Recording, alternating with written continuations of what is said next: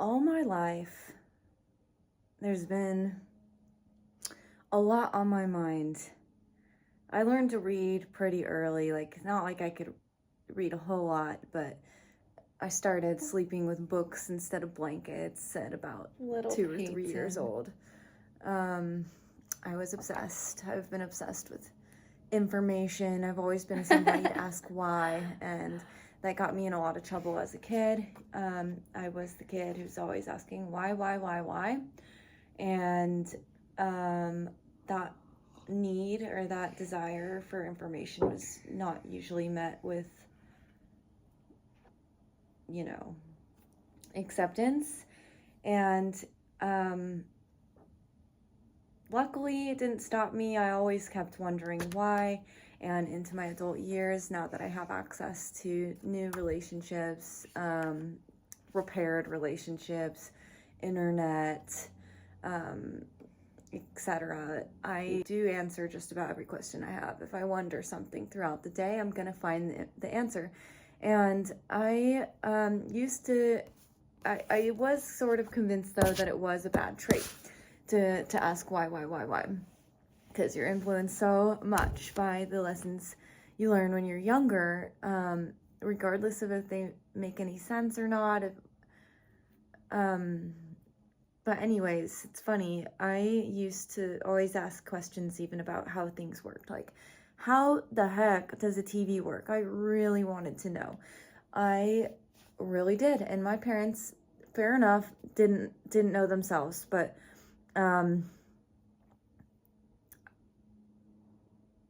now I'm gonna build a computer. You know what I mean? Like, this is not really going anywhere.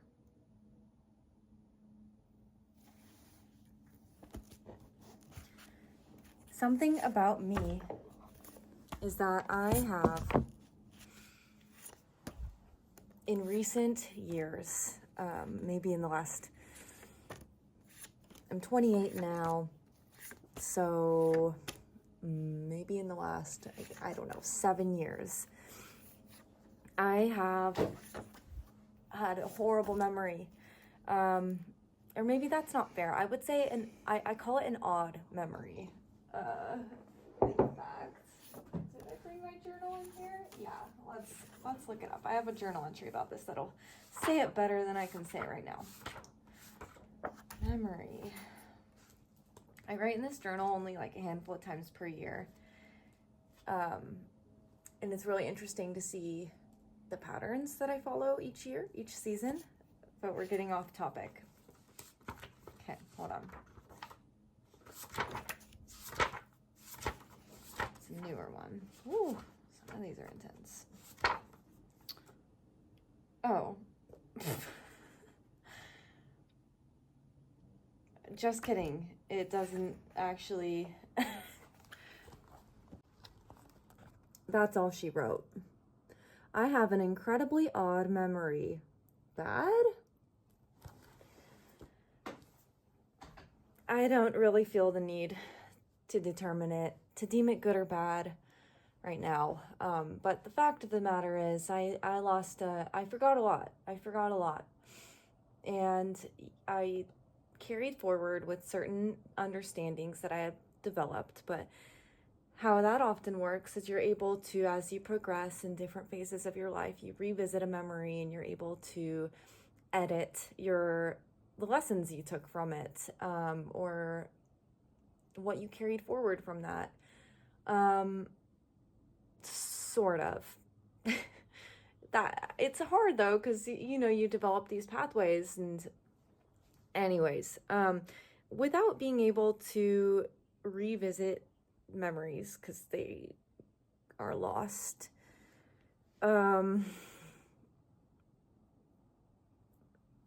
I developed a story about myself and my life and who I am and who I was, because in the last 7 years I've known myself to be a lot to handle, and yeah, somebody who follows the rules, gives her all.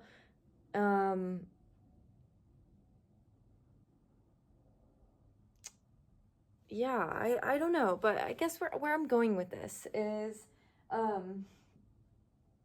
recently,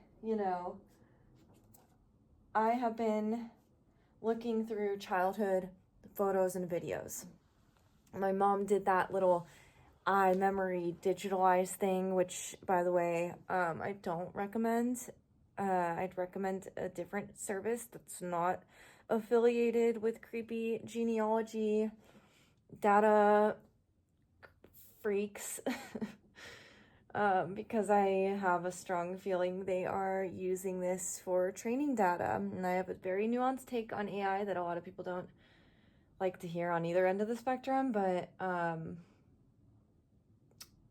I do love consent, and I think that these nasty companies are stripping consent from us. But anyways, the point is, I have been confronted with the reality of my lived experience captured on photo and video, and it has brought up, it's illuminated the things that I thought about myself.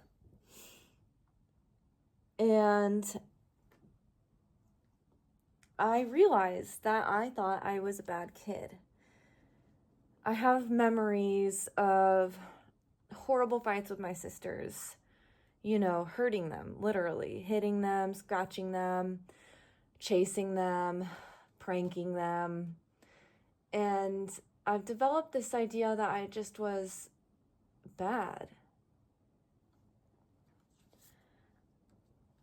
I remember at a certain point thinking that my sisters were evil, and I guess after a while I thought I was too.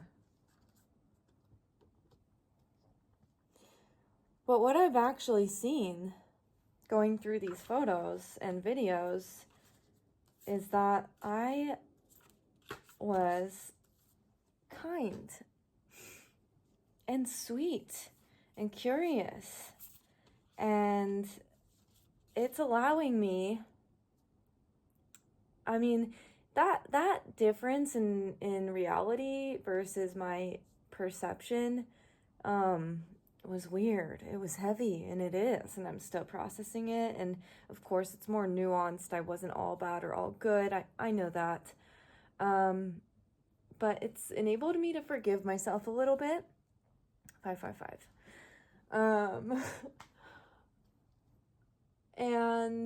And reconnect with myself a little deeper.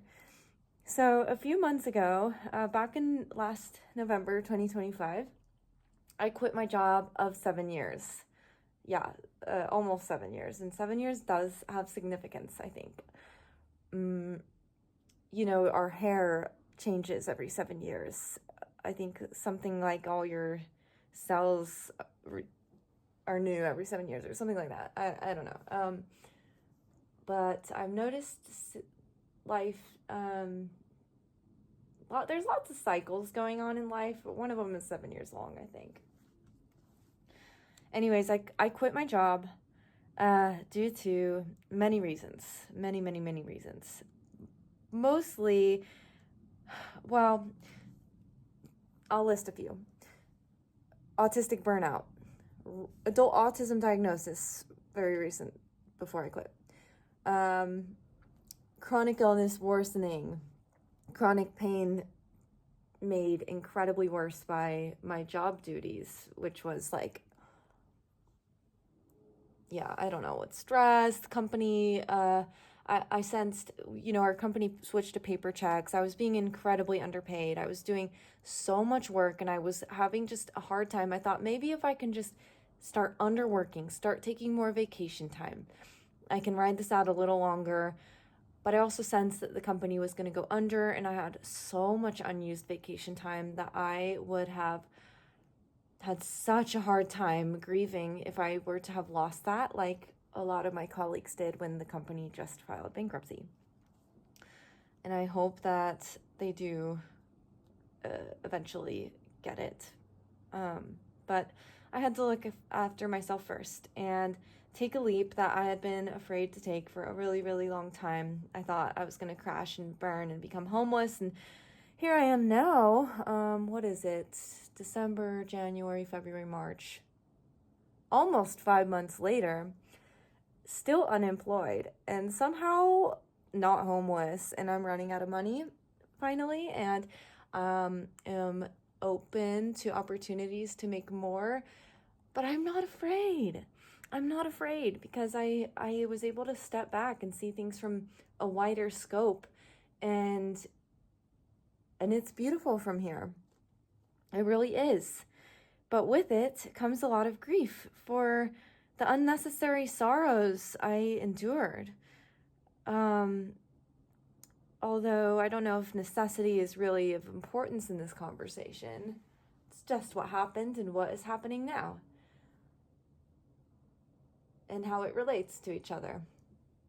So now I find myself needing to process so much grief. Oh, another reason why I quit is because my grandma had died. And I had been wanting to call her, wanting to visit, but I was so exhausted from the constant cycle of burnout I was in that I never felt like I had enough energy to connect with her. And she was one of the few people who could relate to my experience, being a woman with chronic pain, and surrounded by people who think that it's her fault to some degree, to varying extents. But regardless, that's such a deep pain that not everybody will understand, which is why they're able to judge people in pain and not understand it. But anyways, what am I even talking about? Oh, my memory and the eye memories and whatnot. Well, now, with all this, I get to choose how I want to proceed with this newfound understanding of myself, my experience in life. And what I want is what I'm doing, and honestly what has allowed me to reach these conclusions, to be able to speak to you in this way, at this level of clarity, which I intend to continue evolving, is because I've been alchemizing my pain, I like to call it. And it's been quite magical. I don't know. I remember learning of alchemy, and I know this is debatable, it's almost like a metaphorical alchemy if you want to look at it that way, but I see it as genuinely taking one thing and turning it into something new. And I've been doing that through my art practice, and how that began was by latching on to the ideas that came to me. And I'm starting to believe that ideas are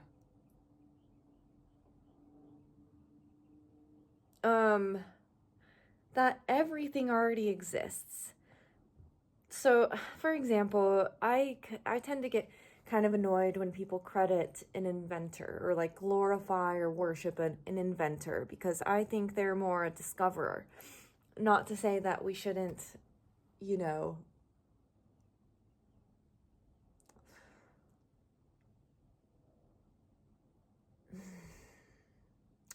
I think I'm gonna have to hold on to this one until the thought is a little more developed. If you want to continue with the wavelength I was just on, I think Nikola Tesla's ideas are a good place to go. But yeah, where do we circle back to? I quit my job. My memory is bad, but I'm starting to configure my image of my childhood and myself, and it's given me such freedom. It's unlocked my imagination again. I think I think we're all innately artists, and I think imagination is kind of like a muscle. And so it makes sense why people feel they have no imagination when they haven't worked it in years and years and years. I thought I didn't have a butt until I started releasing the fascia in my hips, and there all of a sudden, from nothing to something. Oh right, the alchemizing. So how I've been alchemizing, it's not like if you're somebody who's listening and you're like, I have a lot of pain, I want to alchemize it into something new through art. What should I do? What should the art project be? I would encourage you to not try, but remain open and follow ideas, and understand that when you have a creative idea, it's like that idea chose you, and you have to choose it back, and it won't wait forever. It won't always wait forever. So be respectful of the idea and bring it to life. It wants you. It chose you to bring it to life. And that's a beautiful thing. And when you do, they'll keep coming. And as you keep growing, the alchemy just becomes natural. But here's something I drew this morning with my pain. And I'm also working on a short film, my first film. I just decided I'm going to do whatever the hell I want. And nobody's stopping me. That's the thing. That's the thing. When you look up, just do it. Yeah, Nike got that one right, y'all. Is that why I'm obsessed with Nike? Like, just do it, y'all. Just do it. Do it, do it, do it, do it, do it. Oh! Another key to this discussion. All this stuff seems like unrelated, or maybe it seems overwhelming, but instead of overwhelmed, I've been trying to say my garden is full. When you have a lot of whelm, it just requires tending, and that's okay. And if the weeds grow a little longer while you wait to be able to tend it, that's okay. Fuck, what was I gonna say? If you're overwhelmed with all this, it doesn't seem like this all connects, but it does. Because we've been misled. They want to keep us small. They want to keep us slaves. Because we do have so much more power than most of us know.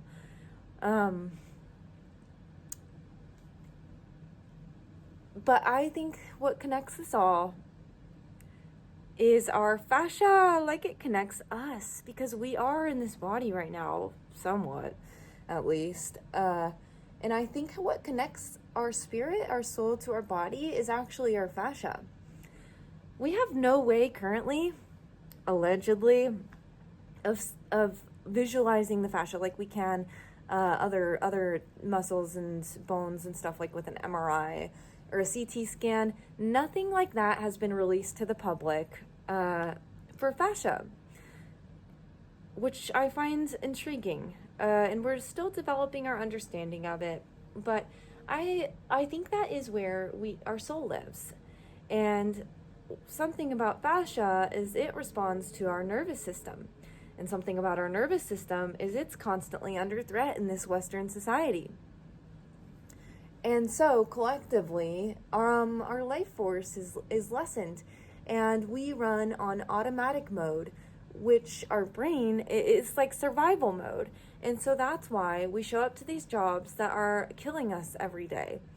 And we just keep going until we die or become addicted to something that we surrender our control to, which is, I totally understand, because it does feel so hopeless when the messaging is there to convince you that it's hopeless, so that you keep being a cog, or at best a cog. but more often a slave. It's just doesn't, like, we picture slaves as needing to be whipped to stay in place, but you know what they say, sticks and stones, wait, may break my bones, but words will never, no. But it's the opposite, though. Most people can withstand much more physical pain than they can emotional, although I think we need to stop differentiating the two, because the emotional is very much physical, especially when you don't let it move through you. Anyways, why I began talking about fascia is because one of the biggest parts of my healing journey has been first tending to my fascia. I happen to be someone with hypermobility, so this might be more targeted at y'all. But taking care of our fascia is incredibly important, and finding ways to release it. I would like to talk more about this because there's been some surprising, like, I thought for a while it was hopeless that I would never be able to get rid of these knots in my fascia that were causing me so much pain. But I did learn and am still learning and healing, and it's awesome, and I'm so excited that I'm healing. But I think that was crucial because so all my life I've been very stiff. You know, I've seen people dance. I've always loved watching people dance. It's been so beautiful, and I would choreograph dances for my sisters and my mom and I'd picture dances all the time. I wanted to be a choreographer. I've wanted to be many things, and I am, and I will be, and all that, but I have many, many, many dreams. But I wanted to be a choreographer, to bring these beautiful dances I created in my mind to life. But I could never carry them out myself. And it's because I was incredibly, incredibly stiff. My fascia was locked up. My back always ached. Everything hurt and was tight and locked. I got cramps in all my muscles all the time. Because I was chronically stressed from quite a young age. So I became one of those people watching videos on TikTok, trying to figure out how the heck those girls with the little booties are shaking it. Because I'm like, oh, I thought that it's because I have a small booty that I couldn't shake it. And I just never could. I tried. Until I learned how to release my fascia. Never in my life, and I'm not until I was 28, could I shake my booty. And I will make it part of my life's work to teach other women and men how to unlock their fascia so that they can shake their ass, because I think that's the single most important thing that has allowed me to progress on this healing journey. Which is so funny. You always hear people say, like, shaking ass saves lives, your trauma is stored in your hips, blah, blah, blah, blah, blah. And you see these cultures that have that twerk from a young age. They just dance and they shake their hips, and it's a beautiful thing. But that was foreign to me, and so it didn't quite click until I experienced it for myself. But I'll try to find ways of saying it that can help people in Western society who don't understand the importance of it. Because I think it's important that we all uplift our spirits, because we are all connected, and science proves this. When pendulum clocks are together on a wall, they start syncing up. It's the craziest thing. When humans are together, our breathing kind of syncs up. We are in sync. We influence each other, and that's why your location feels so important to how you feel and why you feel certain ways in certain places. That's real. But we could raise our vibration together by all shaking our asses together in the US. I think that's how we save the world. I know I sound crazy. But here's the thing. I spent the last year, in 2025, being horrified with the rest of y'all. Most of us were there. It was horrifying learning all this nastiness about the world and seeing it as such a dark place. It's like you had this idea of the world and then you realized it was so much darker than you knew. But something else we know about the world is that it tends to balance itself out. Like, we just see balance of energy in all areas of life. Think karma, think yin and yang, think what goes up comes down. It's just how the earth works. We know that there's balance here. And fuck, what was I saying? Oh no. All right. I remember. So yeah, we're exposed to all this negativity and it's like, oh my gosh, the world is a bad place. And that's what a lot of people came to the conclusion of, is the world is a bad place. These are freaks. There's freaks out there. But I would encourage you to be open to the opposite thing taking place in your life. And I think it will. I think that we're all going to be exposed to such divine beauty and positivity and growth and healing and love and unity of the world, as we come together as a society. Because let's not forget that we are animals and we can learn from nature. And when something like this takes place in the world, in other animal kingdoms,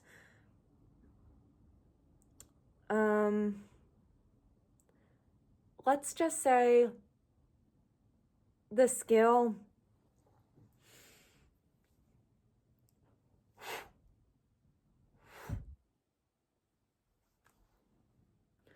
So I'm going to need y'all to shake your asses, fill your cup, and dream of a better world.